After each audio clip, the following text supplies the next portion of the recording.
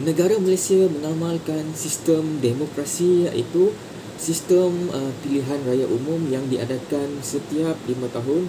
Dan daripada keputusan itu kita akan dapat melihat iaitu undi yang paling majoriti kita akan nampak pemilihan pemimpin ataupun Perdana Menteri.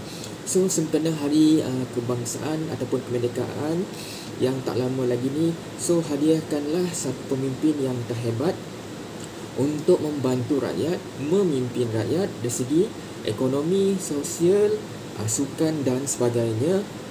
Lagi-lagi masalah kita ataupun masalah yang terburuk yang Malaysia mengalami ketika ini itu pandemik COVID-19. So pimpinlah negara Malaysia ke arah yang lebih baik.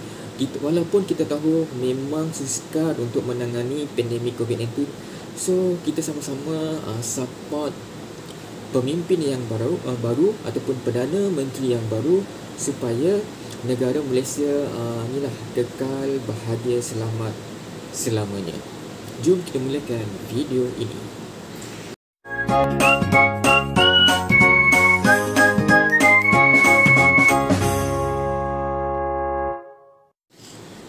Assalamualaikum dan hai, selamat kembali ke NHA Channel. Kepada yang telah subscribe, terima kasih. So, kepada yang baru datang ke channel ini, bantu saya dengan tekan button subscribe supaya channel ini maju ke peringkat seterusnya. Okey, so seperti dalam tajuk ataupun seperti makluman, okey, kita perlukan pemimpin yang baru dan hadiah kepada rakyat, seluruh rakyat Malaysia itu terdapatnya pemimpin yang berwibawa. Maksudnya memahami hati rakyat, memahami suara rakyat, di mana dapat dapat merealisasikan ataupun membantu rakyat di kala pandemik COVID-19. Itulah perkara utama yang kita perlu fikirkan, iaitu kita macam mana nak mengurangkan kes.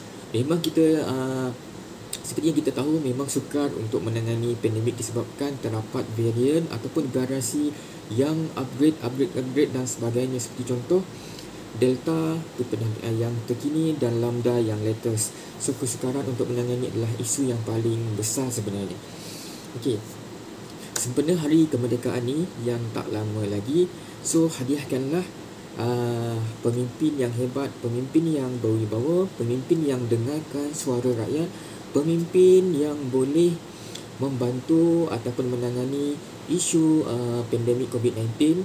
Itu yang paling penting, itulah perkara paling utama, disebabkan orang kata rakyat hidup dalam kesukaran ketika ini.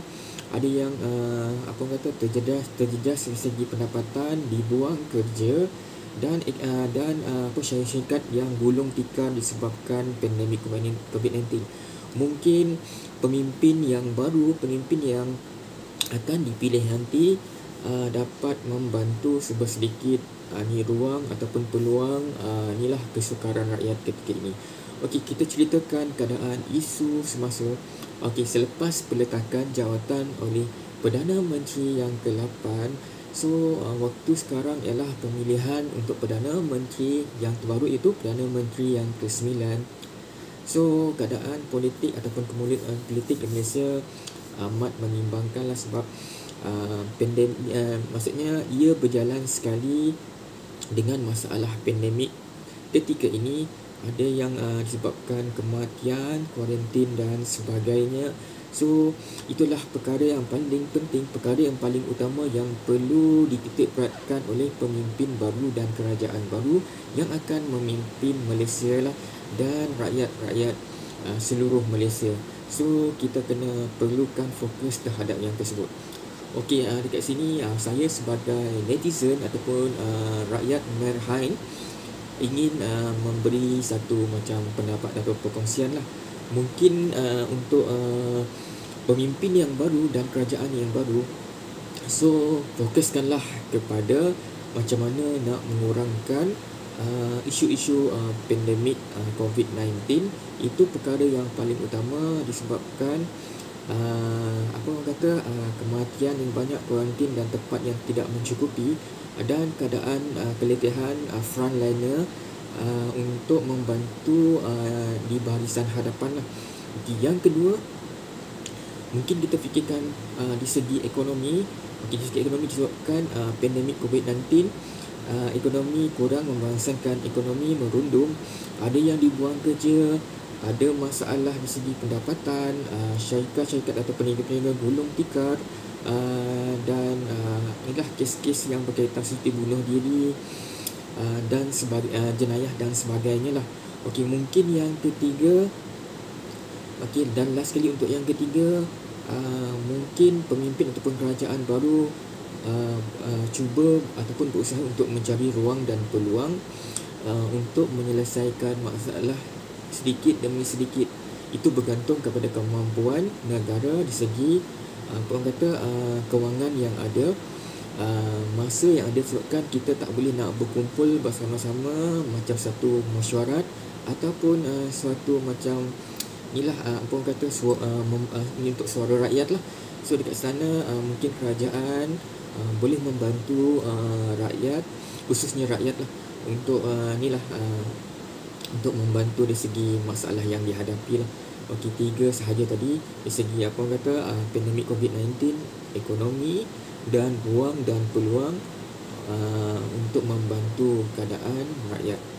Okey, sampai di sini sahaja perkongsian saya kali ini untuk suara rakyat. Sebagai rakyat Merhain, semoga kita sentiasa dilindungi. Okey, stay safe. Kalau tak ada apa-apa urusan, duduk rumah dan sebagainya lah. Okey, sampai di sini sahaja video kali ini. Semoga kita mendapat pemimpin yang hebat, pemimpin yang berbawa, pemimpin yang dapat memacu ke arah yang lebih baik lah. InsyaAllah. Okey, sampai di sini saja. Jangan lupa support NHS Channel, subscribe NHS Channel. Sekian, berjumpa lagi pada next video yang akan datang. So dah tengok kan? Subscribe lah. Bye. Assalamualaikum.